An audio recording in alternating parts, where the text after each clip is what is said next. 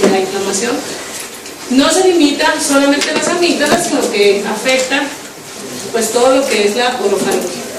¿Listo? Como definición, es un proceso inflamatorio que, si ustedes ven, aquí inclusive nos manda la esofaringe. ¿Eso qué quiere decir? Que realmente la vía aérea superior, a pesar de que nosotros la estudiamos fragmentada, vemos sinusitis, otitis, amigdalitis, laringitis, la realidad es que un proceso inflamatorio, viral o bacteriano nos va a afectar casi siempre toda la vía aérea superior, ¿sí? Por eso que le da una laringitis, está con dolor de garganta, le duelen los oídos, ¿sí? Entonces, esto, la causa de las faringoamigdalitis puede ser o por bacterias o por virus, ¿sí? Bueno, resulta que quiero que vean esta diapositiva. Esta es, para mí, de toda la charla, es la diapositiva más importante. ¿Qué dice aquí acerca de la etiología? ¿Qué porcentaje de las amigdalitis es viral? 70%. ¿Y cuánto en el adulto? 90%. Entonces, ¿qué significa esto en la práctica? Que nosotros los médicos abusamos demasiado de los antibióticos, ¿verdad? Entonces, la idea de esta charla es que ustedes se den cuenta de que muchas veces, ustedes, por ejemplo, en esta medicina moderna que ustedes están estudiando, a diferencia de nosotros los viejitos cuando estudiamos, no conocíamos todavía un concepto que se llama biofilms, que cada día va tomando más y más cabida en el ejercicio de la medicina. Los biofilms es como un conglomerado de bacterias, virus, hongos, que nosotros como médicos somos los causantes de la aparición de los biofilms. ¿Y por qué? Por el abuso de los antibióticos. Nosotros hemos cambiado toda la flora del ser humano gracias al abuso de los antibióticos. Levanten la mano cuántos de ustedes por un dolor de garganta han tomado acitromicina. No creen que les voy a bajar puntos en el semestre. Pueden subir la mano. ¿Cuántos han formulado o han visto a alguien tomar acitromicina de 3 días por una amigdalitis, por un dolor de garganta? Muchos, ¿verdad? La mayoría de ustedes, así no levanten la mano, sé que han visto a alguien de la familia, ustedes mismos les duele la garganta, van con el farmacéutico y terminan tomando acitromicina por un dolor de garganta. ¿Listo? Y resulta que nuestro principal causante de esto son los adenovirus, ¿sí? A diferencia del estreptococo, que el estreptococo, ¿verdad? Pues sí, sigue ocasionando amigdalitis, pero no son la mayoría. Y de estos, digamos, de todas las enfermedades virales, existe una que afecta un poquito menos de porcentaje, que está ocasionada por el virus Epstein-Barr, que esta tiene importancia, digamos, además de tener un cuadro clínico que es diagnóstico diferencial de una amigdalitis por estreptococo, tiene en un porcentaje, gracias a Dios, bajo de pacientes, puede ocasionar ruptura esclerótica. Por eso es importante que uno piense que eso existe. ¿Listo? Bueno, resulta que esta es la epidemiología real de las infecciones faringoamigdalares por estreptococo. ¿Eso qué quiere decir? Que más o menos, digamos que en épocas en las que son como el pico de las enfermedades respiratorias, que son invierno, primavera, en comunidades cerradas, ¿sí? Puede presentarse se puede presentar más o menos entre el 5 y el 20% de los casos que ustedes ven de faringoamigdalitis. De estos, digamos que uno puede asociarnos a aparición de fiebre reumática, que esa era la importancia del estreptococo hace unos años. Bueno, todavía hasta la presente sigue siendo causa, es decir, es la principal causa de la aparición de la fiebre reumática, si no es que de las únicas. Pero miren, quiero que vean la incidencia, ¿sí? Es decir, de todos estos pacientes que ustedes ven que tienen infecciones por estreptococo, solamente el 0.3% terminarán desarrollando una fiebre reumática, ¿sí? Y puede subirse hasta 3 en caso de que haya epidemia de estreptococo, de amigdalitis por estreptococo. Porque dijimos que a veces cuando nosotros encontramos comunidades cerradas donde hay un estreptococo, puede extenderse más fácilmente en esa comunidad cerrada una infección por amigdalitis y puede subirse, digamos que de este 5 a 20 puede subirse en esos casos especiales hasta el 40% de los casos. ¿Listo? ¿Hasta aquí vamos bien? Fíjense bien esta última frase. ¿Qué dice ahí?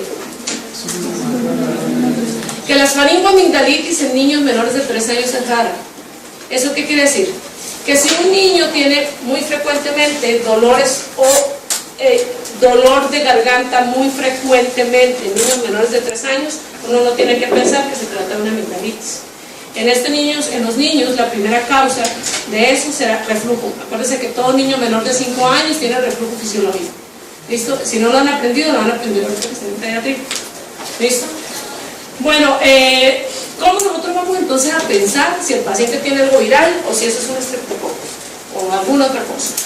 Lo primero que uno tiene que ver es que existen en todos los procesos virales que afectan la vía respiratoria superior, tiene una presentación clínica distinta a una amigdalitis común por estreptococo. En la presentación de conjuntivitis, de tos, de disfonía, de diarrea, hacen que la posibilidad de que ese paciente tenga un estreptococo sea menor. Lo primero que uno tiene que pensar es que es viral.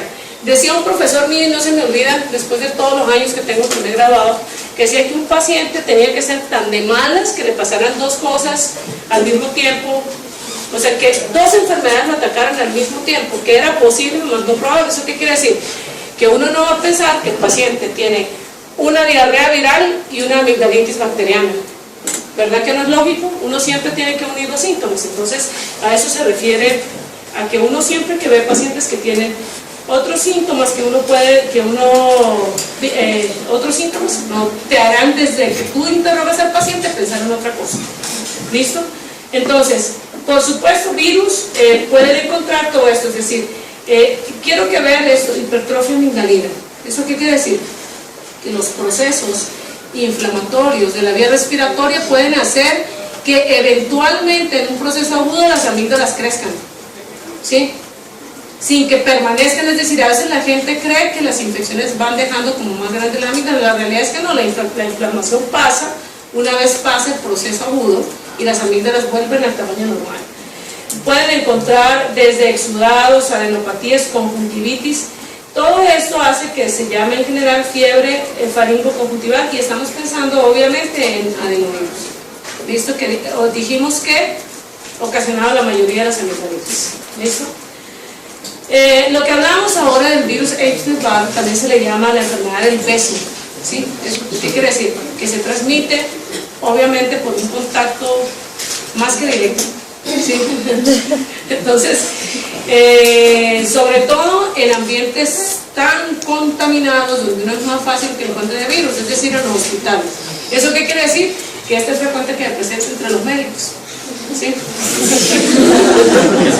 Entonces, ¿qué diagnóstico, qué encontramos nosotros de diferencia en este paciente con un paciente que tiene una amigdalitis por estreptococo? En estos pacientes vamos a encontrar que las adenopatías que se presentan están en todas las cadenas ganglionares. ¿Eso qué quiere decir? Que cuando tú ves un paciente que tiene el cuello como un rosario, lo mínimo que tienes que hacer, además de revisarle la boca, es decirle que se desviste y que revises a ver si hay otras cadenas ganglionares afectadas. Entonces, volvemos al mismo tema. Si es un estreptococo, pues que tiene que ver las cadenas ganglionares inguinales, a diferencia del Epstein-Barr, que en el Epstein-Barr sí, y hay afección también. Habíamos dicho que en estos pacientes puede haber ruptura esplénica. Entonces, ¿qué quiere decir? Que este paciente puede tener afección a nivel del hígado y del vaso. ¿Listo? Entonces, en estos pacientes, ¿qué otra cosa nos hace diferente al estreptococo? Que este paciente no se trata con antibióticos, se trata con esteroides. Vean la diferencia tan grande, ¿verdad? Y resulta que en estos pacientes, además, podemos encontrar que los hace un poco distintos, algo de edema palpebral, a diferencia de los otros pacientes con amigdalitis por estreptococo. En los pacientes que son pequeñitos pueden tener bastante afección de la vía respiratoria y terminar intubados y todo eso. En esto que vamos a encontrar, hemograma donde se ve que realmente hay linfocitosis, ¿sí? Y monocitosis. Bueno, ¿qué tenemos nosotros que hacer a este paciente? ¿Sí? A este paciente, una forma rápida de uno poder hacer un diagnóstico diferencial cuando tiene una duda. Si ustedes están por allá en la porra y no tienen acceso sino a un cuadro hemático, solamente con el cuadro hemático ustedes se pueden dar cuenta si eso se trata de un virus o se trata de una bacteria, ¿sí? Pero si ustedes están en un hospital donde pueden hacerle exámenes un poco más complejos, una forma, si tú te sospechas que se trata de un estreptococo, pues te puedes solicitar un estreptotest, o vamos a ver más adelante qué otras opciones tenemos. Pero si no, tienen ustedes a la mano una cosa que se llama monotest.